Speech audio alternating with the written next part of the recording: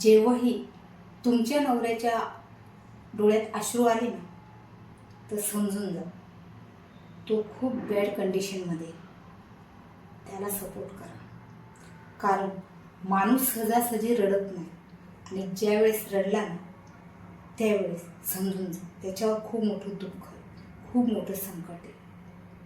अशा वेळेस त्याला प्रेमाने साथ द्या, कारण अशा वेळेस मित्र, आईवडील किती पण चांगले असू दे, सर्व साथ सोडतात.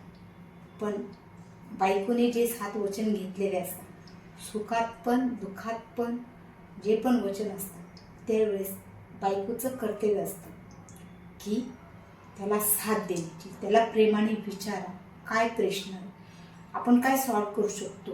नाही होणार अशी कुठलीच गोष्ट नाही, इम्पॉसिबल काहीच नाही. बस त्याला ती एनर्जी भेटते, कारण त्याची अर्धमनी असते, ती त्याला बोलते की इम्पॉसिबल काहीच नाही. कुठल्याही सिच्युएशन असू दे आपण फेस करूया, टेन्शन नका घेऊ, मी तुमच्याबरोबर आहे. बस ती खरं स्त्री. आणि त्याला जी एनर्जी येते ना, तिच्यामुळे येते. म्हणून ह्या गोष्टी लक्षात